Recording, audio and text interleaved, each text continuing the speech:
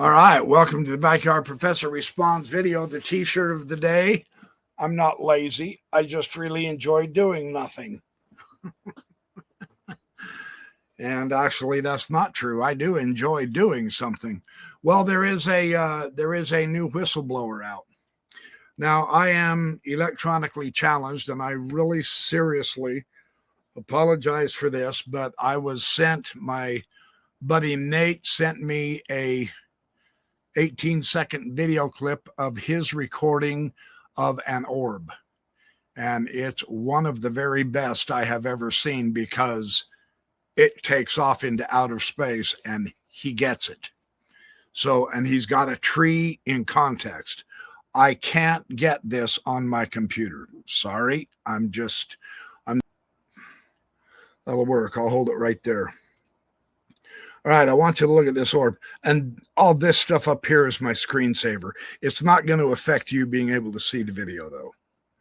So here we go. It's going faster now. Look, it's starting to dwindle even. Holy shit, it's going faster away from him. Dude, it's hauling ass. It's going up towards the fucking space. Holy shit. It's gone. What? It just went. That's the orb. That disappeared pretty quick. Him and his son saw that in a neighborhood that's close to me. And that is what is so razzle-dazzling to me, is I am blown away that orbs of that caliber are around here. And I mean, that was as big and bright as an orb that Chris Bledsoe has shown before.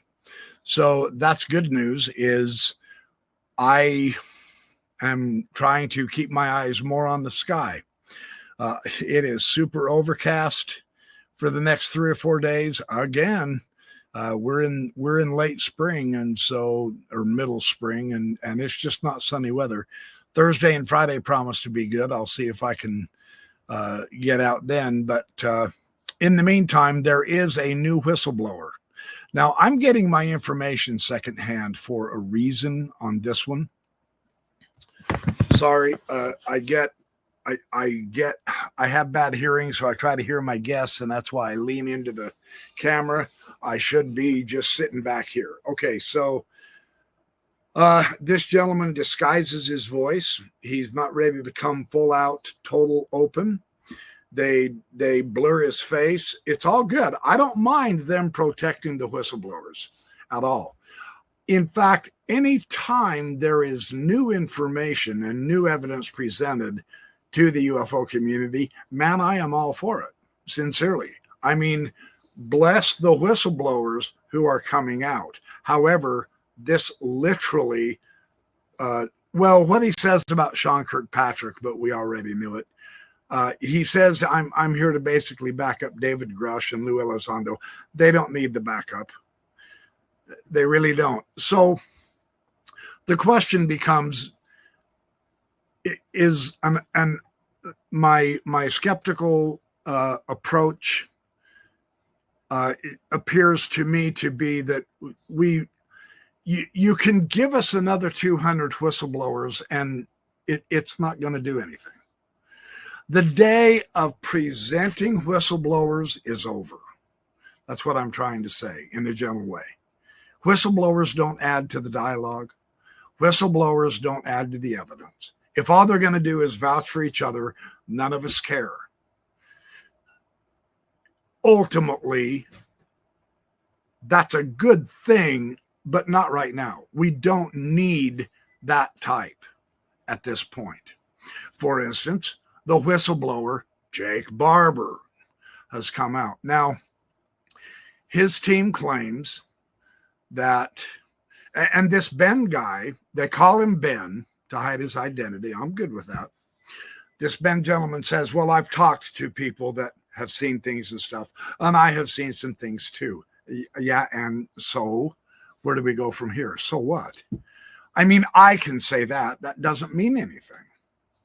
Truly, I'm not trying to be ignorant and snotty. I'm trying to be realistic. This whistleblower literally is a waste of time. I'm not even going to go watch the original interview. I'm sincerely serious. There's no point to it. It's very similar to Jake Barber. Now, I'm giving him his runway, so to speak, as Patrick Vetted described it. I'm all good when someone puts together equipment to try to find and figure out UFOs.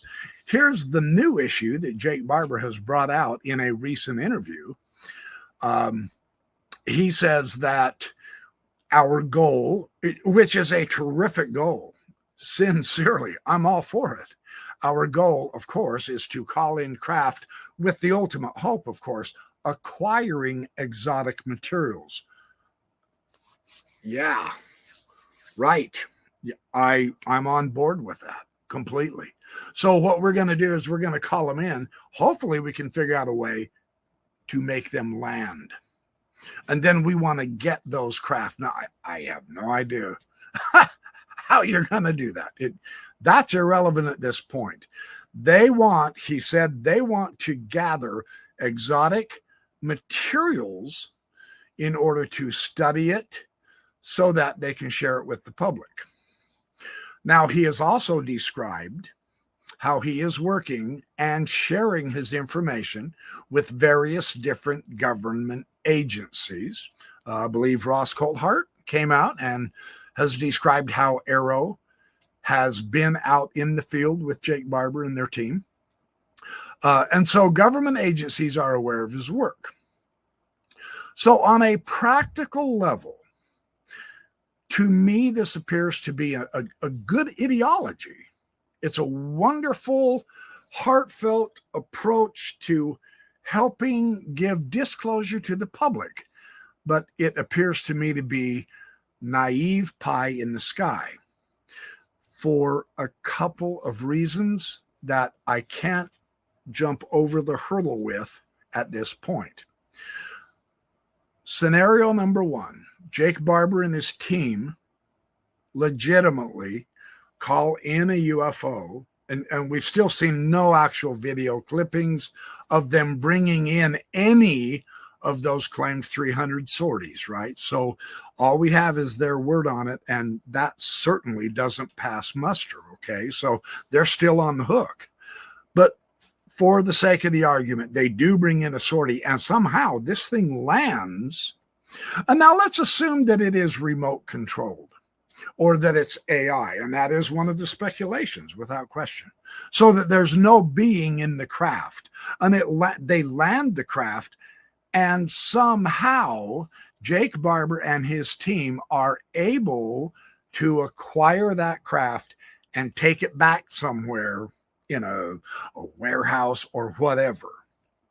Now, they have the exotic material of a UFO. Let that sink in. What is going to happen? So they hide it away in a warehouse so that they alone can work on it. They're certainly not going to open it up to the public. Is there any chance whatsoever that once the word gets out that they've acquired a UFO, is there any chance that all of the government agencies and all of the military agencies are going to let these private citizens keep that UFO so that they can study it and get exotic materials and share it with the public? I would say the probability of that is absolutely zero. That's pie in the sky thinking. And yet Jake Barber says that's what his intention is. That's nice, but that's not what the reality is going to be. And sincerely, we all know that. So again, he comes across somewhat naive in that. Now, the second scenario, he is with whoever, whatever government agency, whatever military, etc., in their secret place in the desert with their secret dog whistle that they will not share with the public because they need. And in a way, I'm on board with this. I get this because you and I, we don't know what we're dealing with either. Now, does this dog whistle, now he claims it works 100% of the time. The question is it the same species of aliens that is being called in? Does this dog whistle work effectively with only one type of, say, the Nordics, as opposed to, say, the Greys or the reptilians? Maybe their dog whistle is going to be different, right? And we've heard, and there's speculation that it's a sound. It's 6.1 hertz or gigahertz, 5.28, etc. Casper Site had a recent video on that. So the question is, if they're with a government agency, they are able to call in a UFO and have it all videoed and land the UFO and take control of the UFO.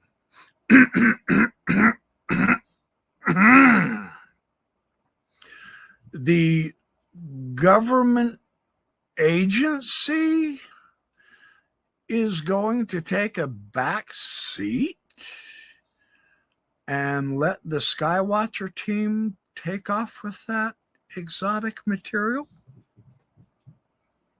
No. No, that is absolutely zero probability of happening. If it's someone who's in the military, again, there is no chance. So what do we have? We have Jake Barber and his Skywatchers team calling in UFOs, hopefully somehow making them land. That will be all we ever hear about.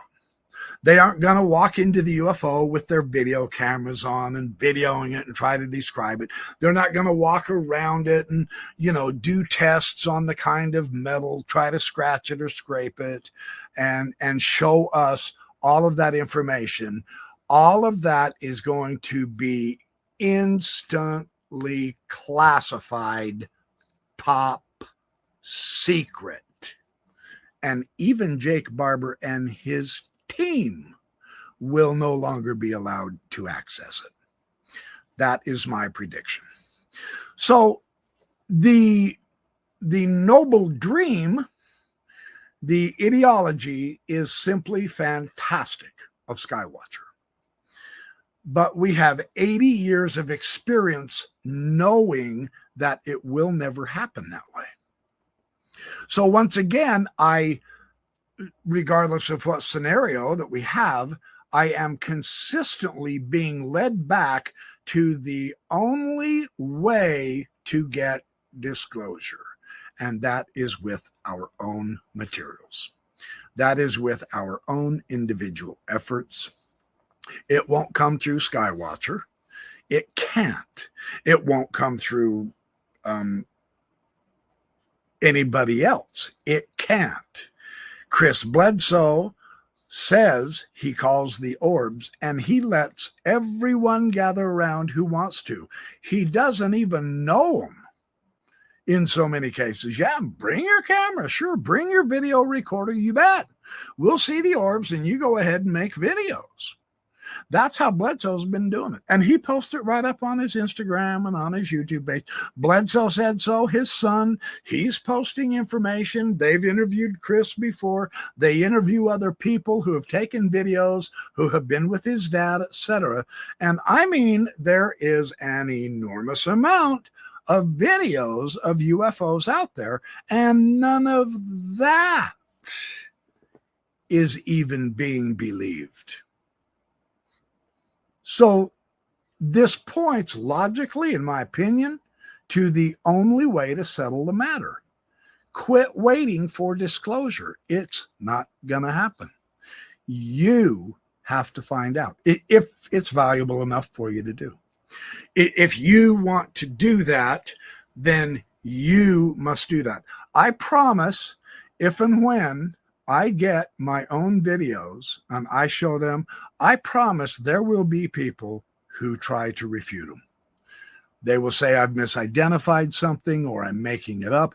I honestly have no skill whatsoever, barely enough in electronics, unfortunately, as you just saw, but I don't even know how to begin CGI. I've never done CGI video, I've done digital art, but not the videos. I simply, that's beyond me, that technology. I wish I did have that, but I don't. So it's okay. It's all good. My point is simply this. Realistically, if Jake Barber actually does, and I know more than 3 to 5 second clips, if he really does show a video of a craft coming in and actually landing, and they walk up to the craft and the craft door opens and they get video inside, sincerely, if it's put up on YouTube on the Skywatcher page, do you really think that's going to be allowed to stay up there? I honestly don't. You know as well as I do, YouTube's going to take it down. Or someone that influences YouTube is going to say, that's not allowed. Because that's how it is. So even if they acquire the evidence, is it going to be shared? Now, they keep piling on more whistleblowers. I see no point to it at this point in the issue. It doesn't add anything. It has actually become a distraction, which is so unfortunate because we do need whistleblowers. But Patrick at Vetted said something very interesting at the very end of his podcast that I heartily agree. And he's got a proper mix of skepticism, but enthusiasm for the future. I'm trying to have that as well. And so it's always a good thing for more and more people to acquire information, whether through stories or experiences with someone who's seen a UFO, etc. That's all good and well. But the whistleblowers, in verifying each other verbally, only takes it so far, and it's not near far enough. What the whistleblowers need to come out with, and I suspect they won't because they can't, and I'm not saying that in a disparaging way against their ability, but they can't. If they could show some really good evidence, it's not going to happen. It can't happen. This is the nature of the beast we're trying to tackle. It is ethereal. It is elusive. And yet it is available for individual inspection, ironically, in a most, according to classical science, unscientific manner imaginable through telepathy, psionics, meditation, etc. The CE5 protocols. I've listened to some videos today on the CE5 protocols. When I get the time, I'm going to seriously try to begin practicing those to see if I can get to see some craft. And maybe I can invite them to come and land and talk to me too. Who knows? I'm not going to be at all surprised if I don't get good video on it. And that's why I'm not at all surprised that Skywatcher hasn't gotten any good video of anything. So they're talking about it, but I don't think it comes up to snuff. And therefore, they will be kicking the can down the road through no fault of their own, and you and I will become more and more and more impatient and exasperated and unfulfilled and skeptical and disillusioned and angry. And yet, in so many respects, that's not the right road, because based on eyewitness experiencers, based on evidence on Instagram and YouTube of groups of people with Chris Bledsoe watching those orbs and videoing those orbs, based on that evidence, we already know how to go get disclosure if we're actually serious about it. If it is to be, it is up to me. So that's my future path, and I do mean in the immediate future, that I will be pursuing with much more relish than I have been able to at this point. And we'll see what comes of it. But I can promise you something. It doesn't matter how bad I want reality to be real. It's not going to matter how truthful you think I am with you. I'm not going to present CGI if I can help it. One, I don't know it. I'm not going to say this is what I saw and it's going to be a weather balloon and I try to turn it into a UFO. When I'm out star watching, I identify a satellite as a satellite. If it's space junk, I call it space junk, etc. If it is an anomaly, it's an anomaly. At one point, I thought a flashing was a UFO. I have now since learned, thanks to many comments in the comment section and through research of my own, that the satellites don't just stay one direction. They will rotate, and as they rotate, the sun will hit them at a different angle and reflect off. And then as they continue rotating, it'll go dark. And then as it rotates in a different direction, it'll flash again. That very well could be the flashing. Now, that is an actual, honest, decent, respectable refutation of those flashes being a UFO. It is the interpretation that, yeah, that was a UFO that is at fault because there is an actual normal, rational explanation for that occurrence. When I say anomalous, it's really got to be anomalous. Now, I promise this video clip that I don't have any other way to show it, which I apologize. I'll become the laughingstock of YouTube because I don't understand electronics. It's all good. I'm not interested in my reputation. I'm interested in finding reality, and I appreciate it when people share things with me. This particular orb, it flew through the sky so fast down that tree. He had a tree there.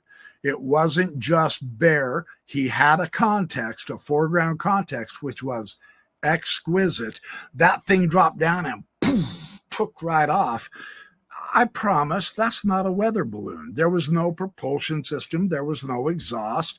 There was no sound, etc. That is not how a weather balloon reacts. It is certainly not a satellite. It was way too large, way too bright, and moved in different directions way too fast. Okay, so I can realistically say it's not a balloon. It's not a satellite. It certainly wasn't a star. It wasn't a comet. So you see where this is going. I can tell you what it isn't, but the question is, what is it? I don't know. I've never had experience with this yet.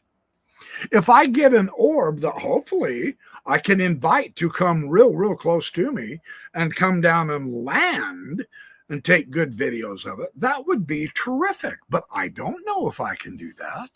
Chris Bledsoe doesn't even have videos of that I'm aware of. So you see what we're up against. I have been impatient in the past. It is to the point to where the new whistleblowers card that they're continually pulling out, I honestly just don't even have any interest in them anymore. We know there's aliens. We know there's another civilization or two or three or four or five intermingling around here. That I think we can be pretty confident. The question is, what's the larger point? See, if you're waiting for someone else to tell you what your reality is, you're a fool. I'm not trying to insult anyone, but that's the most foolish way to accept reality. You have to find out what's real, not be told what's real. You know, you can be told water makes you wet all you want, but you're not really gonna know what that is until you get water splashed on you, or you take a shower, or you jump in a swimming pool, etc. Then you're gonna know in a much different level. I suggest and suppose it's going to be that way with these UAP and UFOs. There is no reason to wait for the government to disclose to you. They're not going to. I think Richard Dolan's on the right track on that. There's not going to be disclosure. All of that's just so much pie in the sky.